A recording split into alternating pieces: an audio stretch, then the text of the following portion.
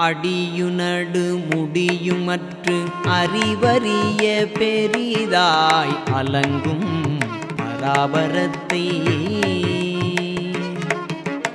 அருவுமற்று உருவுமற்று அருவுருவும் மற்று எவையும் அறியும் பராபரத்தை விடியும் மருள்மடியும் அற்று அது இது ஏனார் கண் விளங்கும் பராபரத்தை மிறை குறைகளின்றி சிதாகாசமென மின்னி விரியும் பராபரத்தை குடியும் அரில் வெறுவும் அற்றனை நசை என்னுள் குதிக்கும் பராபரத்தை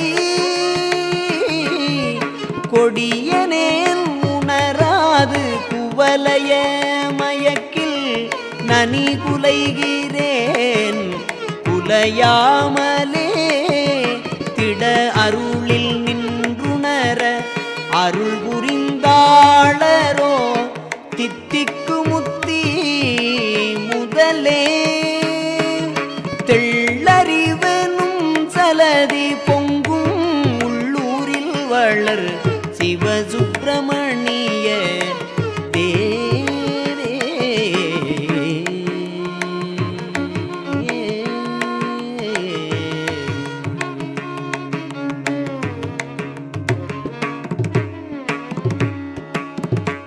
தத்துவமசி பயிற்சி பாதை 13.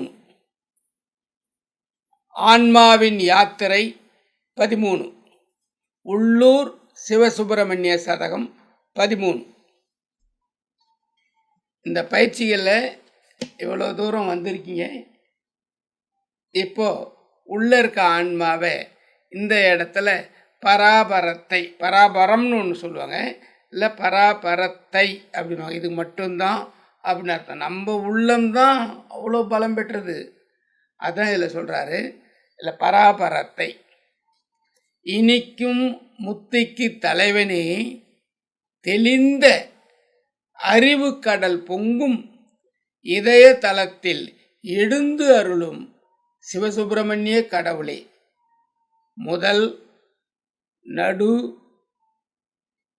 முடிவற்ற பெரிய பொருளே ஆன பராபரத்தை அருவமாகவும் இல்லாமல் உருவமாகவும் இல்லாமல் அருவுருவமாகவும் இல்லாமல் யாவையும் உணரும் பராபரத்தை வறுமை மயக்கம் சோம்பல் அற்றவராய் பேத உணர்வு இல்லாதவரிடம் விளங்கும் பராபரத்தை குற்றம் குலம் குறைகள் அற்று